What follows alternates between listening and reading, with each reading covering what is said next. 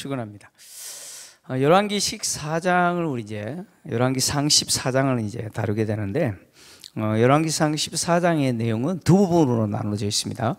20절까지 내용은 하나님이 여로보암 집의 심판을 말씀하시는 내용이고, 그리고 21절부터 후반부죠. 후반부는 남유다 왕인 르호보암의 범죄에 대해서 다루고 있습니다. 하나님이 남유다로부터 베델로 보낸 하나님의 사람을 통해서 여로보암에게 회개할 기회를 주었습니다. 그럼에도 불구하고 여로보암은 회개를 거부했죠. 회개를 거부했을 뿐만 아니라 더욱 악하게 우상을 숭배했습니다. 그는 지원하는 모든 평민들, 그러니까 제사장으로 지원하는 모든 평민을 제사장 삼아서 산당에서 우상을 숭배하게 만들었습니다. 이로 인해서 북이스라엘은 우상 숭배로 인해 심각한 상태가 됩니다. 그래서 결국은 북이스라엘이 망하게 되죠. 뿐만 아니라 여로보암의 이 행위는 결국 여로보암의 집의 죄가 되어서 여로보암의 집이 땅 위에서 어떻게 지게 되는 결과를 초래합니까? 끊어지게 되는, 땅 위에서 완전히 사라지게 되는 그런 결과를 초래하게 됩니다. 여로보암 집에 하나님이 행하시는 심판은 여로보암의 아들이 병드는 것으로 시작하죠. 그의 아들 아비야가 병든 것으로 시작합니다.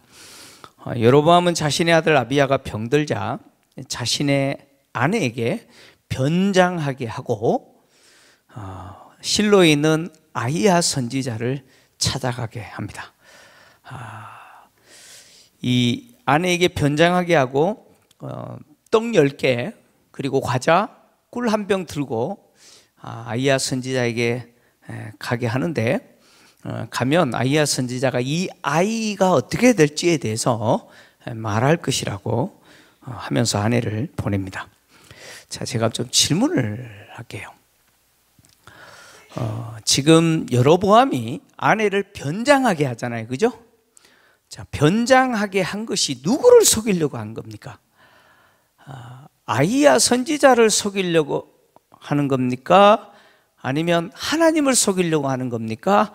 아니면 사람들을 속여서 여로보암 왕의 아내가 하나님의 선지자를 찾아가는 것을 사람들로 하여금 모르게 하려고 하는 목적입니까? 무엇이죠? 그러니까 사람들로 하여금 모르게 하는 것 같기도 하고, 또 아히야 선지자를 속이려고 하는 것 같기도 하고, 뭐 그런 것 같아요. 자, 성경을 보시면 하나님이 아히야 선지자에게 여로보암의 아내가 어떻게 하고 온다는 거 알려주죠? 다른 사람인 채 하고 올 거라고 알려줍니다. 그리고 또 더해서 이 아히야 선지자가 여로보암의 아내가 자기 집으로 들어오는 발소리를 듣고 여로보암의 아내요 라고 말하면서 왜 다른 사람인 채 하고 오냐고 지적하죠. 이런 것을 보았을 때 누구를 속이려고 하는 겁니까? 아히야 선지자를 속이려고 하는 목적이었다라고 하는 것을 보여줍니다. 자, 선지자를 속이려고 해요. 13장에 보니까 하나님의 사람도 속죠, 그죠? 자, 이 아히야 선지자는 속을까요, 안 속을까요? 이게 뭐 다 알죠. 안 속습니다. 안 속는데, 자, 성경이 지금 여로보암 왕이 하고 있는 이 행위가 얼마나 어이없고 무모한 행동인지를 드러냅니다. 그러니까 아내를 변장시켜가지고 지금 병든 아이가 어떻게 될지 물어보게 하는 이 여로보암 왕의 행위가 진짜 무모한 행위라고 하는 사실을 두 가지를 통해서 드러내는데, 첫째는 아히야 선지자는 나이가 많아서 늙어 눈이 어떻게 해요? 보이지 않더라라고 이야기합니다. 자, 변장이라는 것은 뭐예요? 변장이라는 것은 뭐예요? 제가 주로 하는 거예요. 제가 이제 월요일날 쉬잖아요, 그죠? 가령 쉴 때 이제 뭐 식당을 가거나 이렇게 갈 때 혹시 우리 성도들을 만날까 해서 제가 변장을 하는데 뭘 하느냐면 모자를 써요. 그 청바지를 입고 이 모습으로 가지 않고 모자를 쓰고 그렇게 가요. 뭐 변장하려고 그런 게 아니라 그게 편하니까 그렇게 가는 거예요. 여러분, 변장이 뭐예요? 변장은 뭐 수건을 얼굴을 가리거나 아니면 뭐 마스크를 쓰거나 뭐 모자를 덮어 쓰거나 뭐 이렇게 해서 못 알아보게 하는 거잖아요, 그죠? 그게 변장이잖아요. 그럼 여기 전제 조건이 있어요. 못 알아보게 하는 거예요. 그러면 못 알아보게 한다라는 조건이 있죠. 뭐예요? 볼 수 있어야 그렇게 하는 거예요, 그죠? 볼 수 있는 사람 앞에서 내가 변장하는 거예요. 근데 지금 아이야 선지자는 어떤 상태예요? 볼 수 있어요, 없어요? 볼 수 없는 사람이에요. 늙어서 눈이 보이지 않는 사람이에요. 그러면 여로보암 아내가 변장한 게 보여요, 안 보여요? 변장한 것을 볼 수도 없는 사람 앞에서 뭐 하고 있어요? 변장하고 있죠. 얼마나 무모한 행동을 하고 있는지 한마디로 이야기하면 개콘하고 있는 거잖아요, 그죠? 개콘하고 있는 거잖아요. 눈이 보이지 않는 사람 앞에서 그 사람을 속이려고 변장하고 있는 이 어리석은 여로보암의 모습을 폭로하고 있어요. 그 다음에 이 여로보암의 행동이 얼마나 무모한 행동인지, 두 번째, 비록 아이야 선지자는 늙어서 육체의 눈은 보이지 않아요. 근데 무슨 눈은 뜨고 있을까요? 영적인 눈은 뜨고 있어요. 왜냐하면 하나님이 가르쳐줘요. 하나님이 가르쳐줘요. 하나님이 여로보암의 아내가 변장해서 다른 사람인 체하고 올 거다라고요. 하나님 다 가르쳐줘요. 눈은 안 보이지만 다 알고 있어요. 다 알고 있어요. 그러니까 이 여로보암이 아내를 변장시켜 가지고 병든 아들에 대해서 알려고 하는 이 행위 자체가 얼마나 참 무모한 행동인지를 이렇게 보여줍니다. 근데 이 여로보암이 지금 이런 행동을 하는 이유를 우리가 좀 봐야 돼요. 자, 여로보암이 아내를 변장시켜서 선지자에게 보낼 때 그 선지자가 자기의 아내라는 사실을 모를 거다, 속일 수 있을 거다라고 생각하잖아요, 그죠? 누구를 속일 수 있다고요? 선지자를 속일 수 있을 거라고 생각해요. 아내를 변장시키면 선지자가 못 알아볼 거라고 생각하는 거예요. 그런데 또 한편으로 그 선지자가, 자기가 속일 수 있다고 생각했던 그 선지자가 자신의 병든 아들에 대해서는 알 것이다, 어떻게 될지 알 것이다 라고 생각하는 거예요. 여러분, 아이러니 아닌가요? 내가 선지자를 속일 수 있다라고 생각하는 여로보암이 자기가 속일 수 있다라고 생각하는 그 선지자가 자기의 아들, 병든 아들을 어떻게 될지 알고 있다, 이렇게 믿는다는 거예요. 이게 참 어이없는 모습이죠. 근데 이 여로보암의 아내의 모습을 오늘 이 시대 교회 안에서 나름대로 중직인 분들이 보여주고 있는 모습일 수도 있어요. 일 수도 있어요. 제가 무슨 이야기 하냐면, 우리 김포에 오니까 참 이 현수막에 보니까 갓신 내린 애기씨 그래가지고 홍보하고 광고하는 이 점집들이 진짜 많아요, 그죠? 많아요. 지금은 모르겠어요. 과거에 저 미아리 가면은 아주 유명한 점집들이 많았어요. 제가 일부러 한번 가봤어요. 점집 들어간 건 아니고 오해는 하지 마십시오. 하도 유명한 점집들이 많다 그래서 차 운전해서 제가 한번 가봤는데 진짜 점집들 많아요. 근데 간혹 가다가 그런 이야기를 제가 들어요. 그 점집의 단골 중에 누가 있다고요? 교회 권사님들이 계세요. 권사님들이요? 점집 단골이에요. 근데 이 여로보암의 아내처럼 변장하고 가요. 변장하고 가요. 교회 권사라고 말하지 않아요. 속이죠, 그죠?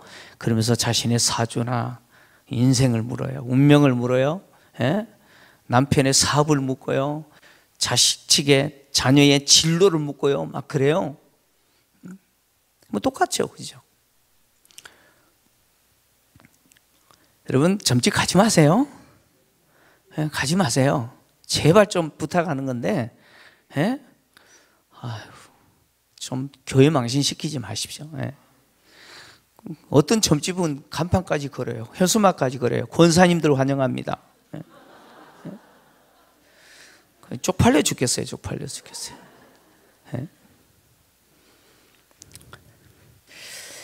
지금 아이야는 자기가 속일 수 있다고 생각하는 그 선지자가 자신의 병든 아이의 운명에 대해서는 알고 있다고 생각하잖아요.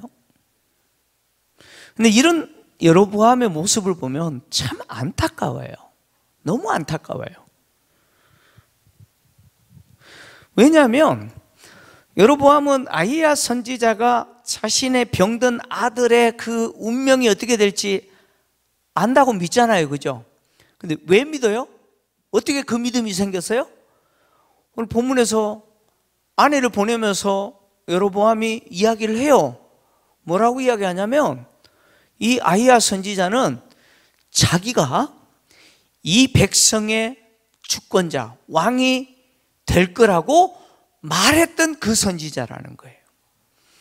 다시 말하면 아히야 선지자가 병든 자기의 아들의 운명을 알고 있을 거라고 믿은 이유는 뭐냐면 아히야 선지자가 말한 대로 자기가 무엇이 됐어요? 왕이 됐잖아요.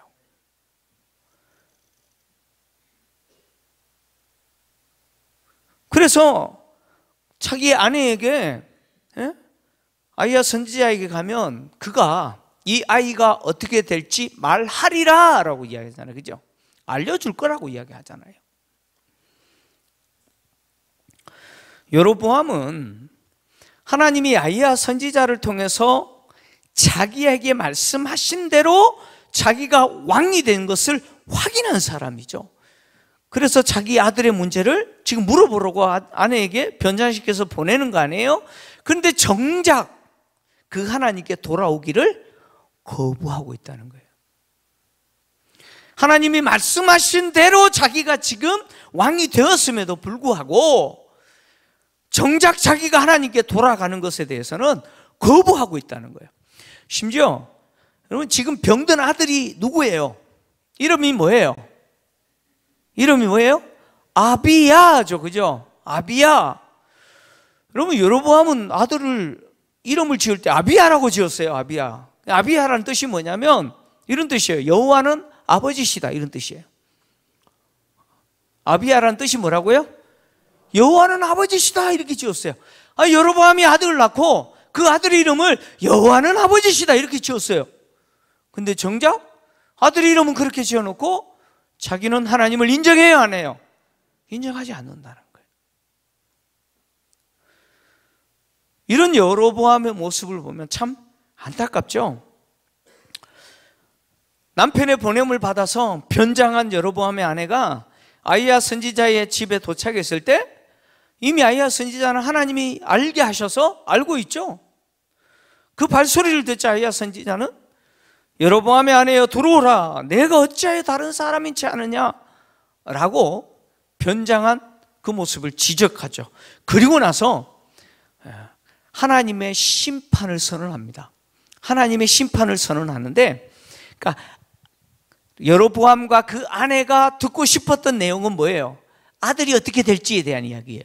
근데 그 이야기가 아니고 여로보암 집에 하나님이 내리시는 그 심판에 대해서 선언합니다. 이걸 흔히 이 선지자의 심판 신탁이다 뭐 이렇게 표현해요. 심판 신탁이라는 말은 뭐냐면 하나님이 심판을 선언한 것을 선지자들이 듣고 그대로 전달하는 거예요. 그래서 이 심판 신탁은 항상 여호와께서 말씀하시되 이렇게 시작하는 거예요. 여로보암에 대한 하나님의 심판도 마찬가지죠. 아히야 선지자 그래서 뭐라고 하나님의 심판을 선언하냐면, 내가 명령을 받아. 누구에게로요? 하나님께로 명령을 받아. 하나님께로부터 명령을 받았다는 거예요. 내가 명령을 받아 흉한 일을 내게 전할 것이다, 이렇게 말하잖아요. 자, 하나님의 심판을 선포하면서 제일 먼저 아히야 선지자는 하나님이 여로보암에게 베푸신 은혜가 뭔지 밝혀요. 은혜가 뭔지 밝히는 이유는 이후에 선포하는 그 심판에 대한, 흔히 법정에 가면 기소한다 그러잖아요. 검사가 기소한다는 거잖아요. 선지자가 이제 기소를 해요. 그 기소의 이유가 되는 거예요. 네. 여로보암에게 베푼 은혜를 먼저 언급하는데, 하나님이 여로보암에게 베푼 은혜가 뭡니까? 은혜가 뭐예요? 바로 이스라엘 나라의 주권자가 된 거죠. 주권자가 되게 만드는 거죠. 이스라엘, 북이스라엘을 통치하는 왕이 되게 한 거예요. 이것이 얼마나 대단한 은혜냐면, 하나님이 이렇게 표현해요. 다윗의 집을 찢어서, 어떻게 하셨어요? 찢어서 줬다, 이렇게 하나님이 말씀하시죠.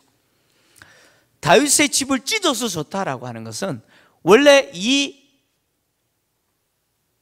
백성들의 통치자는 누구여야 된다는 거예요? 다윗과 그의 후손들이라는 것이죠. 그런데 하나님이 그 나라를 찢으시고 주신 거예요. 그러니까 여로보암은 왕이 될 수 없었던 사람이잖아요, 그죠? 왕이 될 수 없었던 사람이에요. 그런데 그에게 왕이 되게 하셨다는 거예요. 누가? 하나님이 그에게 베푸신 은혜라는 것이죠. 주권자가 되게 하신 거죠. 여러분, 인간이 누릴 수 있는 최고의 영광이 뭐예요? 인간이 누릴 수 있는 최고의 영광이 뭐예요? 여러분, 통치자가 되는 거예요. 그렇잖아요. 옛날 같으면 뭐예요? 왕이 되는 거죠. 네? 하나님은 여로보암에게 이 은혜를 주신 거예요. 인간이 얻을 수 있는 최고의 영광 아니에요? 나라를 통치하는 주권자가 됐다니까요. 근데 이 은혜를 하나님이 그에게 주셨음에도 불구하고 여로보암은 그 은혜를 주신 하나님 앞에 배은망덕한 행위를 하죠. 배은망덕한 자가 됩니다. 하나님의 은혜를 배신하죠. 그래서 이 아히야 선지자는 그 은혜를 받았음에도 불구하고 하나님을 떠났고, 또 하나님 앞에 배은망덕한 이 아히야의 죄에 대해서 언급하면서 기소하죠. 기소합니다. 기소라는 것은 이런 죄를 지었다라고 그 죄목에 대해서 이야기하는 거예요. 여로보암이 지은 죄가 뭐냐? 첫째, 다윗과 같이 전심으로 여호와의 명령을 지키지 않고 또 정직하게 하나님 앞에서 행하지 않았다라고 하는 것이죠. 이것이 첫 번째 여로보암이 지은 죄죠. 그 다음에 두 번째 그가 지은 죄는 뭡니까? 이전 사람들보다 더 악을 행했다는 거예요. 이전 사람들보다 더 악을 행했다는 거예요. 이전 사람들보다 더 악을 행한 내용이 뭡니까? 바로 다른 신을 만들고 우상을 만든 것이죠. 다시 말하면 여로보암이 금송아지를 베델과 단에 만든 것은 뭐예요? 다른 신을 만든 거예요. 그리고 우상을 만든 것이죠. 다른 신을 만들었다, 우상을 만들었다라고 하는 이 하나님의 지적은 여로보암이 계명 중에 1계명과 2계명을 함께 범했다, 그런 이야기예요. 여러분, 10계명 중에 첫 번째 1계명이 뭡니까? 나 외에 다른 신을 내게 두지 말라는 거잖아요. 2계명은 뭡니까? 나를 위해서 하늘과 땅과 그리고 바다의 어떤 형상, 피조물의 형상으로도 만들지 말라라고 하는 것이 하나님의 두 번째 명령 아닙니까? 근데 여로보암은 이 두 가지를 뭐예요? 동시에 범했다는 거예요. 세 번째, 이런 여로보암의 행위는 결국 누구를 노엽게 한 겁니까? 하나님을 노엽게 한 것이다 라고 이야기하죠. 이 노엽게 하다라고 하는 이 동사는 열왕기서에서 20번 사용됩니다. 20번 사용되는데, 특히 이 노엽게 하다라고 하는 이 동사가 여로보암의 이 이야기에서 처음 등장합니다. 그러니까 여로보암은 처음 하나님을 어떻게 한 사람이라는 거예요?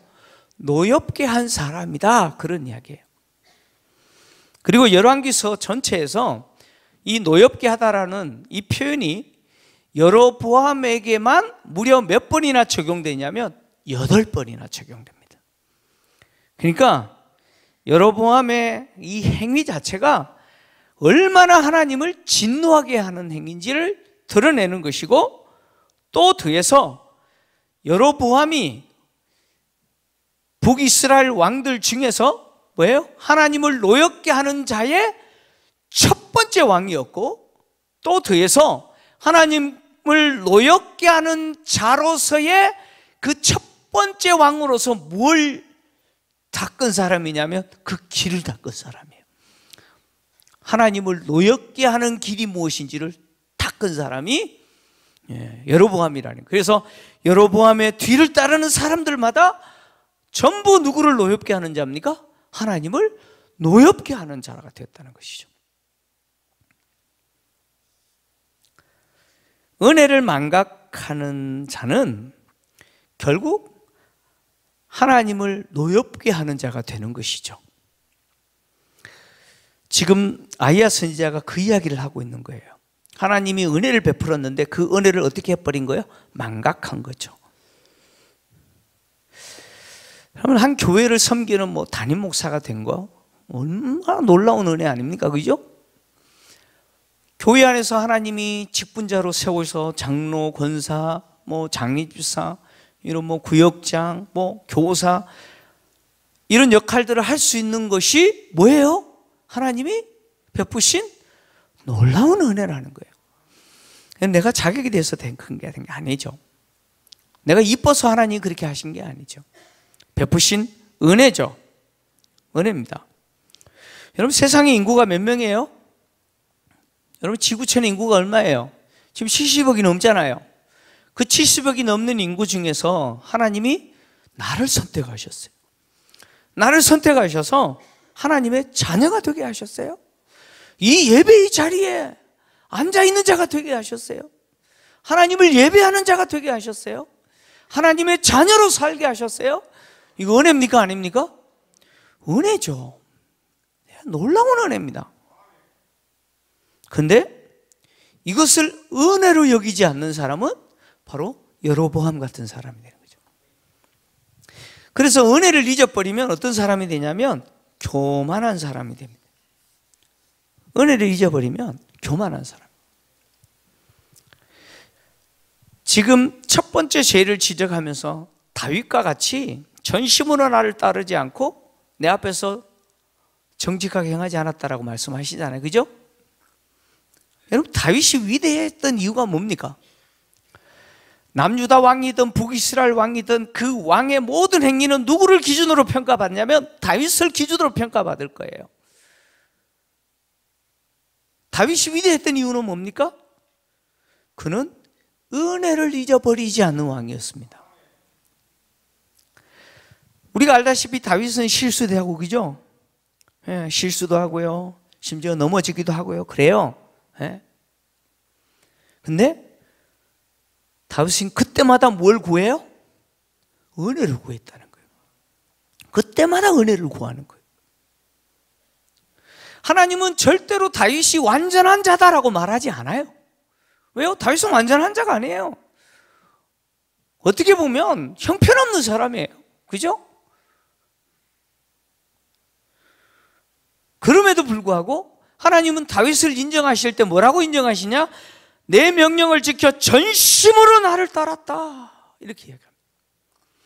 전심으로 나를 따랐다. 이게 무슨 이야기입니까? 온 마음으로 나를 어떻게 했다는 거예요? 따랐다. 내가 그에게 준 명령을 뭐예요? 지키려고 몸부림쳤다. 그 이야기하는 것이죠. 다윗은 평생 어디에 삶의 초점을 뒀냐면 하나님의 말씀에 삶의 초점을 두고 자기 모든 행위와 그리고 심지어 통치까지 그 중심을 어디에 뒀느냐? 하나님의 말씀에 뒀다는 거예요. 하나님이 그에게 주신 말씀, 이 율법, 계명, 이것을 지키려고 그는 온 마음을 쏟았어요. 온 마음을 쏟았어요. 다윗에게 있어서 삶의 목적은 오직 누구였어요? 삶의 목적이 누구였어요? 하나님이었어요. 다윗은 오늘 내가 이스라엘의 왕으로서 통치하는 역할을 할 때 이것은 누구를 위해서 하는 거예요? 나를 위해서 하는 것이 아니었어요. 나를 이 자리에 있게 한 그 하나님, 그 하나님을 위해서 그 역할을 하는 것이죠. 다윗의 삶의 목적은 오직 하나님의 영광이었고 하나님의 기쁨이었습니다. 특히 하나님이 그에게 베푸신 은혜를 잊지 않으려고 몸부림친 거 아니에요.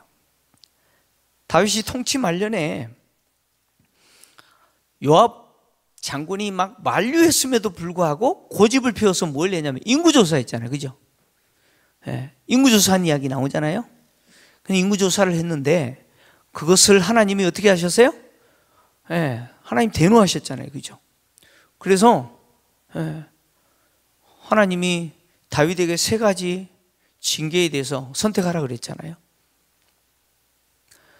그런 상황에서 다윗은 자신의 잘못을 깨닫죠. 아, 내가 교만했구나.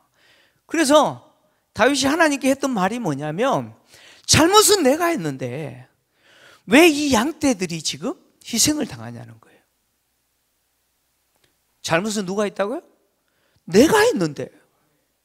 죽일 놈은 난데 왜 이 양떼들이 이 고통을 당하냐고 하나님께 하소연하잖아요. 다윗은 넘어지거나 때로는 우리 인간이기 때문에 그렇잖아요. 예. 원래 화장실 들어갈 때 나올 때 마음 다르다 그러잖아요. 그죠? 예. 그렇잖아요. 뭐 대통령 되기 전에는 뭐 어마어마하게 섬길 것처럼 이야기하더니 대통령이 되고 나서는 언제 그랬냐고 그런 식 많잖아요. 그죠? 제가 지금 대통령 욕하는 거 아니에요. 오해하지 마십시오. 통상 그런 경우들 얼마나 많아요. 예? 되기 전에는 뭐 앞에서 잘할 것처럼 되고 나면요 언제 그랬냐는 식 교만한 사람들 얼마나 많습니까? 인간에서 그래요. 다윗도 그럴 수 있었잖아요. 그래서 그렇게 넘어진 거, 실수한 거 아닙니까? 그럼에도 불구하고 그는 하나님이 그에게 베푸신 그 은혜를 잃어버리지 않으려고 했다는 거예요. 맞아. 내가 이 자리에 있는 거 누가 베풀어 주신 은혜라고요? 하나님이 베풀어 주신 은혜구나. 내가 이스라엘의 왕이 된 것은 하나님이 나에게 하나님의 백성들을 맡기신 것이구나. 하나님의 양떼를 목양하는 자로 맡기셨구나. 하나님의 은혜를 잊어버리지 않으려고 다윗은 끊임없이 몸부림쳤어요. 그것이 하나님 보셨을 때 뭐예요? 전심으로 내 명령에 뭐예요? 순종하려고 몸부림치는 모습이었다는 거예요. 우리가 신앙생활을 하든 또 교회에서 섬기는 자로서 어떤 역할을 하든 여러분 꼭 잊으시면 안 됩니다. 꼭 잊으시면 안 돼요. 하나님이 내게 베푸신 은혜, 그 은혜 잊으시면 안 돼요. 그 은혜가 고갈되면 메마르고 그 은혜가 고갈되면 뭐만 남느냐면 교만만 남습니다. 그래서 끊임없이 하나님이 나에게 주신 그 은혜를 잊지 않으려고 몸부림치십시오. 여러분 실수할 수도 있어요. 넘어질 수도 있어요. 근데 그곳에서 다시 은혜를 사모하시고 그 하나님께 은혜를 구하시면 하나님은 다시 이렇게 세우시고 그 은혜로 하나님을 섬기고 하나님을 기쁘시게 하는 자로서의 역할을 하게 하실 줄 믿습니다.